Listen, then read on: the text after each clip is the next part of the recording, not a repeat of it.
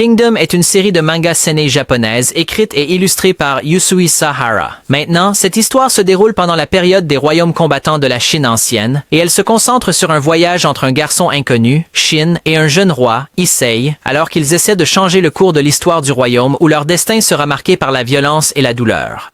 Maintenant, la série a commencé en 2006 et se poursuit encore aujourd'hui. Et au cas où vous vous poseriez la question, nous en sommes actuellement au chapitre 795. Et avec des chapitres qui sortent chaque semaine, c'est un bon rythme pour que l'histoire progresse. Maintenant, dans cette vidéo, nous allons passer du chapitre 1 à 795 et couvrir tous les détails essentiels. Considérez cela comme une sorte de vidéo type Cliff's Notes pour le manga lui-même. Ou si vous avez déjà lu le manga, c'est une bonne révision.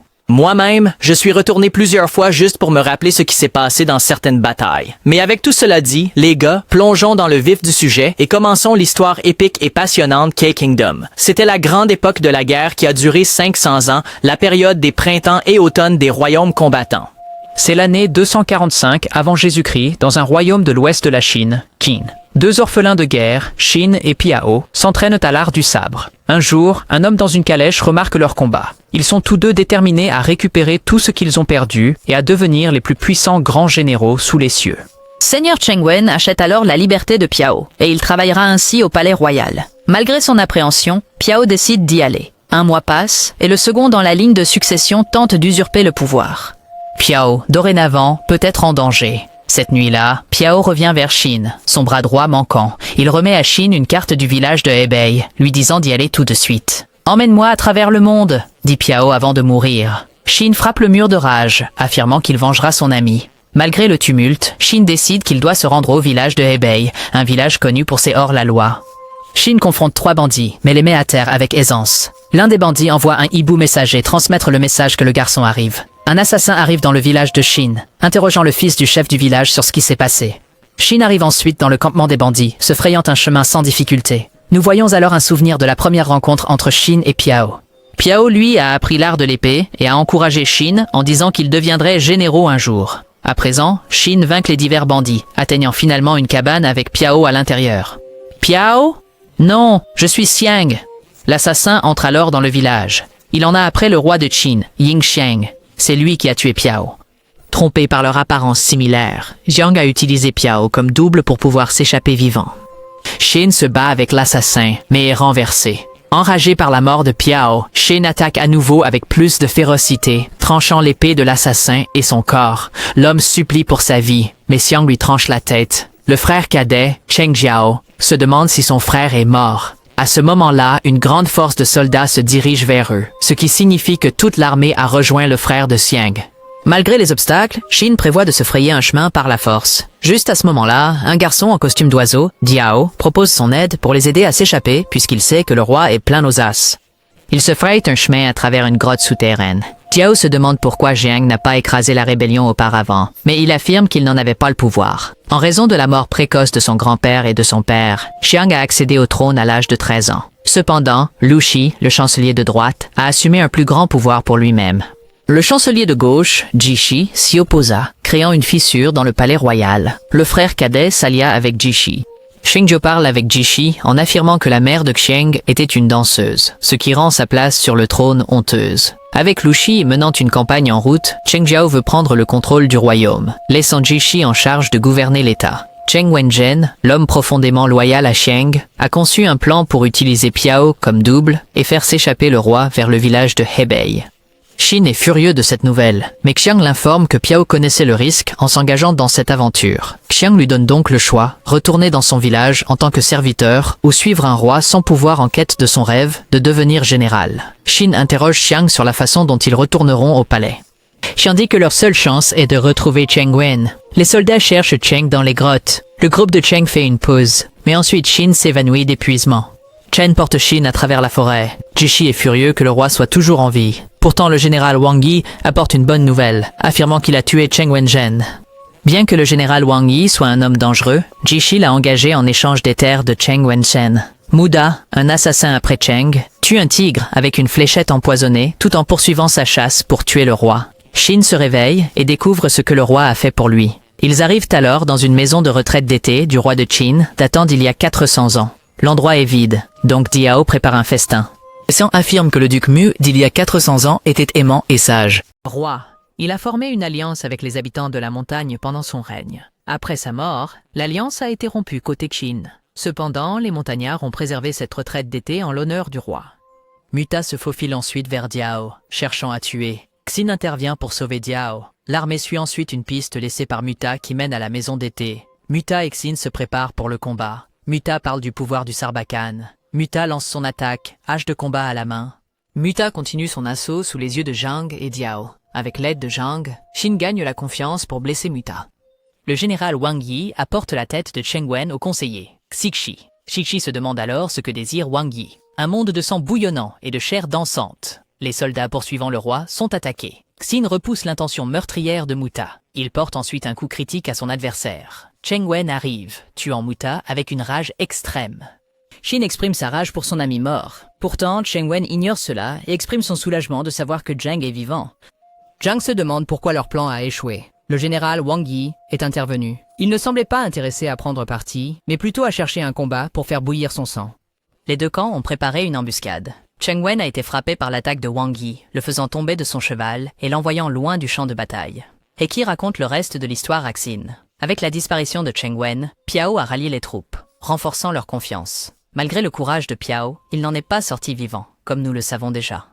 Xin parle ensuite à Zhang en l'appelant par son prénom, ce qui pousse ses serviteurs à le réprimander. Xin demande alors à Zhang comment il peut devenir général. Comme il est serviteur, il ne peut pas mettre les pieds sur le champ de bataille. Mais si Zhang retourne au palais, Xin peut obtenir des terres, de la richesse et gravir les échelons pour devenir général. Muta est encore en vie, à peine. Il donne à Diao quelques fléchettes, lui disant de s'enfuir puisque le roi n'a pas d'alliés. Heki explique à Xin que Lu a une armée de 200 000 soldats attaquant au nord-ouest de Wei. Diao transmet ensuite un message de Muta disant que Lu ne reviendra pas tant que Zhang ne sera pas mort. Lu Shi est au courant de la rébellion de Jishi et attend une occasion pour attaquer Cheng Jiao et prendre le trône pour lui-même. Il le ferait en dénonçant leur injustice, en éliminant un roi en place et en prenant le trône pour lui-même. En prévision de la guerre civile entre Lu Shi et Jishi, Zhang veut retourner sur le trône et rétablir la normalité. Zhang leur dit que le peuple des montagnes pourrait être utile pour reprendre le trône. Ils se dirigent ensuite vers le roi de la montagne, alors que de nombreux soldats ressentent une fatigue extrême. Eki raconte à Xin une histoire où le duc Mu a aidé le peuple de Jin lors de leur famine. L'année suivante, lorsque Qin a souffert de sa propre famine, Jin les a envahis. Quand l'armée de Jin a encerclé le roi, 300 montagnards ont été lâchés et ont combattu de manière sauvage. Il n'y a cependant aucune garantie que les montagnards apporteront leur soutien, car ils observent le groupe Zhang à distance. Tout le monde lutte à cause de la pente raide. Juste à ce moment, ils sont entourés par les montagnards. Seul Zhang sera autorisé à parler avec le roi de la montagne. Tous les autres doivent descendre la montagne, sinon ils seront tués. Xin attaque furieusement l'un des hommes de la montagne. Zhang arrête l'attaque, disant qu'il se conformera à leurs exigences. Après leur départ, Cheng Wen attaque Xin. Cheng Wen détermine que Xin est plus capable de protéger le roi que lui-même et l'incite à poursuivre Zhang. Cheng Wen s'excuse ensuite pour ce qui est arrivé à Piao.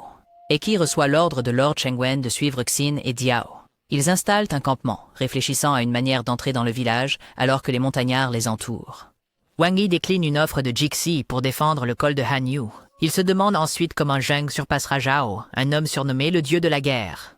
Le groupe de Xin est capturé et emmené au royaume des montagnards, et ils sont dès lors emprisonnés. Eki dit qu'il y a 526 ans, la dynastie Zhou a été vaincue par la rébellion du marquis de Zhen, la principale force étant constituée de Guanrang, les guerriers de la montagne. Les montagnards attaquent ensuite le groupe de Xin, mais ils sont sauvés par l'un des habitants de la montagne de tout à l'heure. Tajiti les protège en lieu et place des ordres du roi. Pourtant, ils seront jugés demain avec Zhang. Zhang est ensuite amené devant le roi des montagnes. Le roi des montagnes sait que Zhang est impuissant et veut le juger. Il y a 400 ans, lorsque le duc Mu est mort, les gens de la montagne ont été chassés et brutalisés par le peuple de Chine. Zhang s'excuse, mais affirme que lui couper la tête ne résoudra aucun problème. Le roi doit démontrer la douleur qu'ils ont ressentie en coupant les têtes de ses 3 camarades. Zhang parvient à arrêter la décapitation en parlant de l'abolition de toutes les frontières pour apporter la paix dans la région. Le roi de la montagne semble sceptique, mais Zhang proclame qu'il sera le premier roi à unir toute la Chine avec l'aide des montagnards. Dans un flashback, Lord Dunhuai a refusé une demande d'invasion de Xin, préférant étendre le monde. Xin insulte les montagnards et s'échappe de ses entraves pour en renverser un. Xin plaide alors en faveur du roi à sa manière, bien que très grossièrement. Le roi de la montagne se révèle être une fille et elle annonce sa nouvelle alliance avec Zhang. avec Zheng. Les armées partent ensuite. Pendant ce temps, Xin a du mal à monter son cheval. Les sujets loyaux à Zheng sont exécutés par Cheng Jiao. Un flashback montre que Cheng Jiao ne savait pas qu'il avait un frère. Lorsqu'ils se sont rencontrés pour la première fois, ils se sont regardés avec un regard menaçant. La princesse s'est fait voler son trône par la danseuse, qui était la mère de Zheng. Bouillonnant de rage, Cheng Jiao tue 2 femmes. Xin contrôle enfin son cheval. Il remarque que la première personne à monter des chevaux au combat était le roi Mouli de Zhao. Dans le passé, Piao a informé Xin que seuls les nobles et la classe des guerriers pouvaient monter à cheval. Cheng Jiao veut maintenant exécuter la famille de Cheng Wen. Mais comme Wang Li possède le territoire, il refuse de livrer quiconque. Xishi et Jishi ont promis de régner sur l'État, à condition qu'ils apportent la tête de Zhang à son frère. Bien qu'ils aient Zheng en fuite, ils expriment leurs préoccupations à propos de Lu Shi, également connu sous le nom de Lu Buwei. Le groupe de Zheng rejoint Cheng Wen, qui a réussi à rassembler plus de soldats. La réunion stratégique commence. Cheng Wen informe les autres qu'il y a 80 000 soldats à Shanyang, mais qu'ils ne sont pas après le roi. Ils sont plutôt concentrés sur Lu Shi. Avec 3 000 soldats à sa disposition, Zhang ordonne à ses hommes de fabriquer des masques. Ils se dirigent ensuite vers Shanyang. Ils arrivent à la capitale royale du Qin. Jishi réprimande Cixi pour n'avoir rassemblé que 80 000 soldats, mais sans le sceau royal, c'est tout ce qu'ils peuvent réunir. Jishi ordonne 100 000 soldats supplémentaires pour l'extermination. Zhang révèle qu'ils porteront le masque et deviendront temporairement alliés avec l'armée de Jishi. L'État de Qin ouvre la porte et accueille les gens de la montagne. Le groupe remarque des policiers à l'intérieur, réduisant les gens au silence. Cixi a des réserves sur la nouvelle alliance, sentant que quelque chose ne va pas. Il est temps d'en finir, Xin. Seul le roi et 50 personnes seront autorisées à entrer dans le palais. Un conseiller questionne Jishi sur l'alliance, mais Jishi insiste sur le fait qu'ils ont besoin des montagnards pour conquérir Lu Shi. Xin réprimande Diao de les suivre, mais elle veut accumuler des réussites et devenir riche. Une fois arrivés à la porte cramoisie, on leur demandera de déposer leurs armes, mais c'est là que la bataille commencera. On leur dit alors de rendre leurs armes, pourtant Zhang commence la bataille en versant le premier sang. Ils tuent les soldats et cherchent à escalader les hautes murailles du château. Xin est le seul à atteindre le sommet, surprenant Jishi. Des gardes sont envoyés après Xin, mais il les abat. Il ouvre ensuite la porte pour ses camarades. Ils ciblent alors le carrosse de Jishi, mais Cixi arrive avec un grand nombre de renforts. Cixi exige que le roi Yingzheng se montre. Zheng s'utilise alors comme appât. Pendant ce temps, Wang Ye prend plaisir aux événements. Jif brise un mur. Xin et une petite force entrent tandis que Zheng et la force principale affrontent Cixi. L'unité de Wang Ye est connue pour ses arbalètes, car Yang Duanji semble indifférent. Les archers se préparent à tirer alors que les montagnards se précipitent. L'unité de Xin est alors confrontée à Zhu Si, qui est le bras droit de Cixi et le chef des tueurs de Jishi. Zhu Si a assassiné de nombreux hommes de Lu Shi au fil des ans. Les hommes de Xin et Zheng s'engagent dans la bataille. La bataille s'intensifie lorsqu'un des hommes de la montagne est coupé en deux. Zhu Si en coupe un autre en deux. Suivant, Seigneur Duanji sent que la véritable bataille vient de commencer. Xin parvient à blesser Zhu Si, surprenant tout le monde. Heike commence à croire que Xin peut devenir un grand général, alors qu'il vient en aide aux garçons. Malheureusement, Heike est abattu. Wei Jing confronte ensuite le roi pour un combat en tête-à-tête. Xin craque, attaquant avec une fureur extrême. Juxi démontre sa supériorité sur Xin. Diao dit à Heike que tout ira bien, puisqu'ils ont Xin. Xin débloque alors plus de rage, renversant Juxi sur son dos. « Je vais te montrer qui est le plus fort sous les cieux !» Cheng Wen intervient avant que Wei Jing ne mette fin à la vie de Zhang. Tang est le second de l'armée de Wang Ye. Wang Ye lui dit alors de vérifier le corridor de Yulang, où Xin combat actuellement. Xin et Juxi se lancent dans leur ultime assaut, Xin en sortant victorieux. Jishi revient vers Cheng Jiao, lui parlant de Zheng et des montagnards. Malgré cela, Cheng Jiao reste confiant que le trône lui appartiendra toujours. L'unité de Xin n'a perdu que 2 hommes en route vers le roi. Zhang encourage les hommes à continuer de se battre. « Si vous tenez bon, ce sera notre victoire !» Xin aide un guerrier de la montagne blessé à ne pas rester en arrière. Malgré cela, il meurt dans ses bras.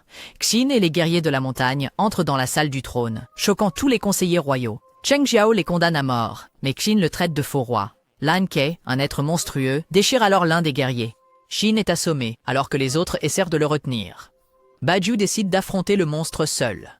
Le reste des troupes de Zhang, qui attendent dehors, s'inquiètent. Mais les anciens de la montagne disent que le roi de la montagne, une femme qui a unifié les tribus de la montagne en seulement quelques années, s'assurera que tout ira bien.